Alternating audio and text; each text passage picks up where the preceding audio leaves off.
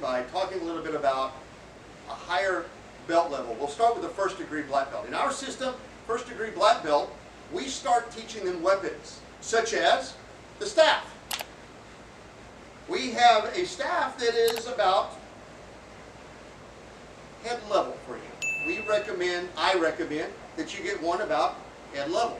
If you order one, you buy one somewhere, and it's a little too long, and you practice with this, some of the techniques that we will be showing you, it's not going to work too well.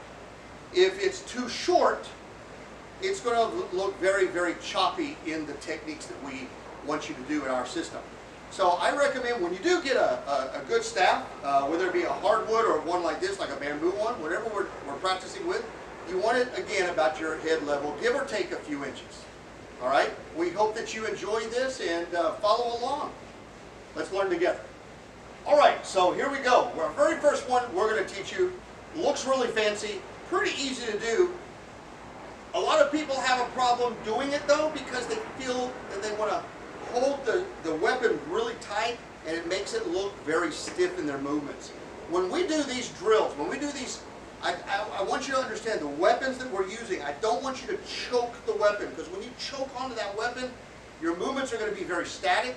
They're going to look very stiff. And in a real street situation, dealing with self-defense, you pick up something to help you out, maybe like if you have to use something like a real stick or a broom handle, something to help you out, defend yourself. You don't want something that's static. You want to be very fluid in your movements. Okay, so the double-handed figure eight is the very first one. Here we go. Here's what I want you to do. First of all, let's look at holding the position. We'll start off with a guarding stance. All right, a guarding stance. You can.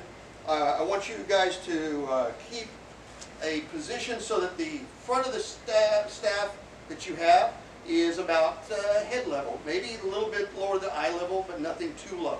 Okay. What I want you to do is I want you to, if your right hand is on the bottom, like Nathan's, all right, I want you to bring your hands a little tighter together, not way out here, to do this properly. You want to bring them in probably fists length apart. They can be tighter than that. That is fine, because you're going to change the position of the grip when you do this. What I like you to do is you want the front end, the top end, to roll over on its side that it wants to lay on. So if you're here, see how my arms are twisted out? That's not the side it wants to lay on. It wants to lay on its side. So on my right side, my left side, my left hand is on the bottom, my right hand is on top. So now we have it right here. Let that front end drop down to your left side. It's almost like paddling a boat, almost, with an oar, but it's held differently. So if you do this, that's the starting position.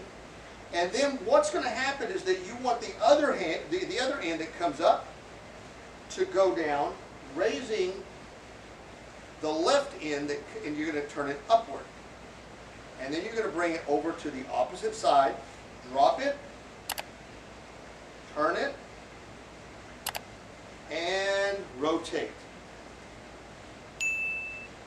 So this is called a figure eight, because it's going in this kind of position, like a number 8, but turned on its side. So when I roll it, notice what I'm doing. What he's doing, what I'm doing are two different things. What I'm doing, I'm choking the stick. See how choppy and it's really rigid? If you notice Mr. Anderson, he's not choking on that the staff with both hands. Notice how I'm doing? It's real stiff. You can see it moving. It's very static in its position. And it actually is very uncomfortable when I do that. When we do this and we turn, as we roll out, notice how I open my hand just a little bit, not a lot, but just a little bit, so that the staff balances between the thumb, my left thumb, and my left forefinger, right around that web area. Okay? So when you do this, The other hand will guide it in the position, not hard, and I'm going to bring it up and then back. Now, like I like to do, this is a little bit, people are different. I like to use my fingers to separate and bring it back up on top and change the position and roll it back. So if you notice, my left hand doesn't really change the grip position. It's always between that thumb and that finger.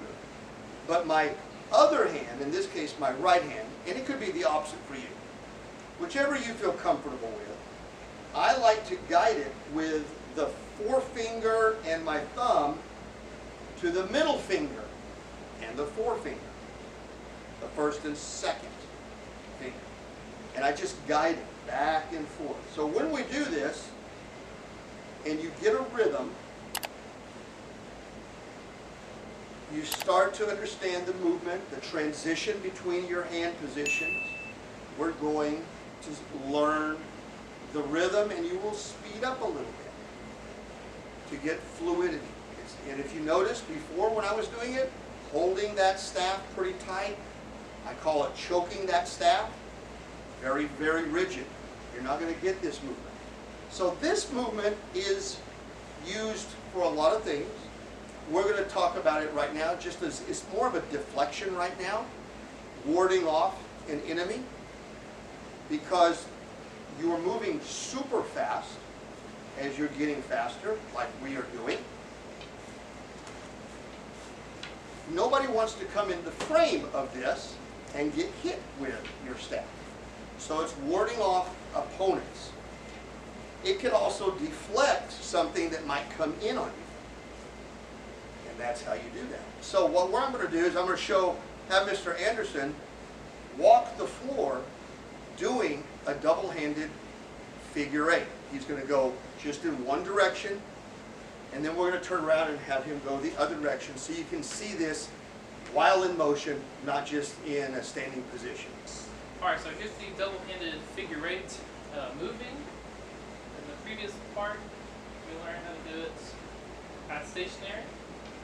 Now we're going to transition into moving and doing it. So, you start on your guard position, like you're about to attack. Same thing as like your hands up and everything. So you're just going to kind of start. So when you step to do it, you want to throw the staff in at the same time you're stepping. And if you need to practice doing the windmill part and then kind of stepping, like get it going first, then starting, then you can do that. So you want to keep stepping forward and rotate. And so you almost kind of want to be like parallel with your steps. Like when you're facing or turning, and then when you step again, like being an actual windmill. So double-handed figure eight, step, turn, step, turn, step, turn, step, turn. And then, go to the other side. And step, turn, step, turn, step, turn, step, turn. And then you want to flip it. Keep going.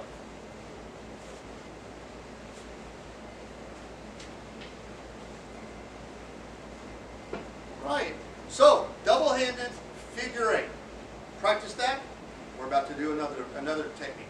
All right. So you kind of have a gist of the technique that we just showed you. We're going to keep going with the techniques, but we're not going to be as descriptive. I really want you to come to class and get better instruction, because if we don't, this video could take a while. We will show you all of the other drills that we have using the staff. You can simply watch, try to pick it up on your own, but this is what I do recommend. Don't choke the staff. Don't hold it so tight. Learn to relax. Once you do this over and over again, become repetitive, it'll become second nature and it will feel right. All right? Let's get started with the next drills. Okay? Double-handed reverse figure eight.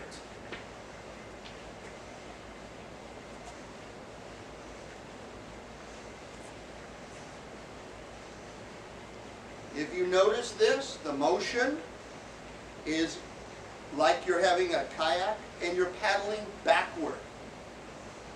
The motion goes from the bottom of the floor to the ceiling or the sky, compared to the last one, which was a regular double-handed figure eight. This is the reverse double-handed figure eight. Okay. Next, single-handed figure eight. When you do this, I highly recommend one side, the one that you're carrying the staff with, step forward, lead with that side, and keep the other hand up by your face, your chest, so that you do not accidentally hit yourself. Okay? The motion is relaxed, not stiff. And we can switch hands, doing the same thing with the other hand.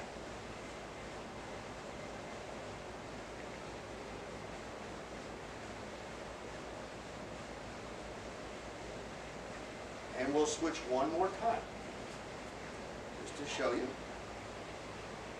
And now we're going to slow the motion down, and we're going to reverse it. Reverse single hand figure eight.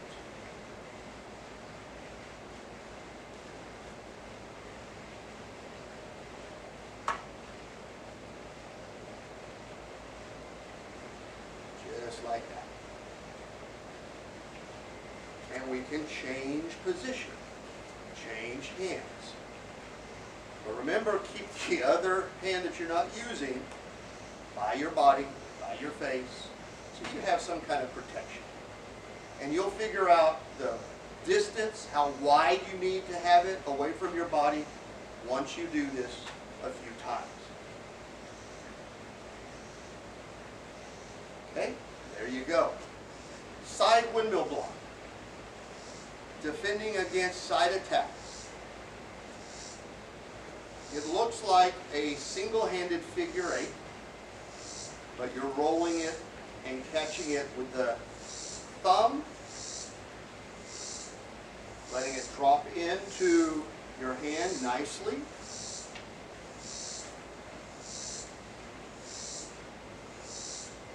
Catch it between the thumb and the forefinger, just like this.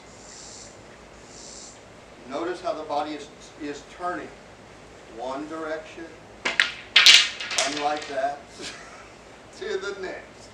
Sometimes that happens, guys. If that happens, it's all right. Just pick it up, keep the motion going. You will get used to it. You want to feel the movement between the staff and your body become very fluid in the turning and the catching. Next, reverse side windmill. Notice the hand position. I catch it. I'm putting my hand position on the inside versus the other one that was on towards the outer side. Notice I'm coming and I'm bringing it like it's paddling backward. Just like that. Very fluid. You don't have to go too fast. Once you get it, you'll pick up a good rhythm and just move with it. And like Mr. Anderson did on the very first technique, once you understand how to do the movements and it feels right, start walking with it and doing the same thing. All right. Try those a few times. All right, so the next one, double-handed windmill block. It is what you just did from the side, but you're turning it directly in front of you. And I'll slow it down just a little bit so you can see how I am catching and turning the staff by itself. And then once you get used to this, you just kind of slightly speed up, and you'll have a rhythm upon where your hand positions should be. And this is going to the right. You can take it to the left as well. Slow it down, get used to the hand positions, the transitions from right to left, left to right. Once you get that down, walk with it in a side position. All right, try that a few times. All right, next one's going to be helicopter block. So going to start from above here, like you're doing a windmill above, except there's going to be a surprise.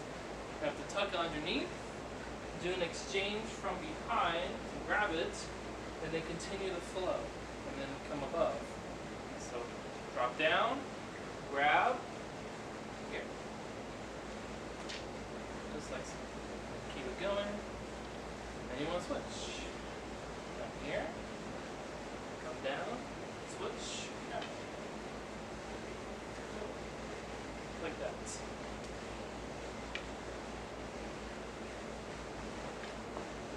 And now, the back side so you can see it, what it looks like.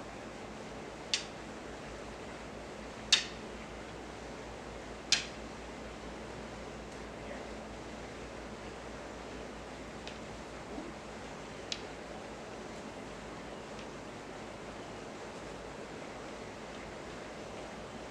That's helicopter block. Alright, so next one is back cross guard. This will be difficult to see from the front, so I'll just show a couple from the front, but mostly it'll be from the back. So as you see here, I do a little twirl and then come back around my collarbone area and grab it from the back, and then switch. So from here, it will look like this. Rotated, catch, rotated, catch, and then you can see I'm going from one collarbone to the other. So it should look like this.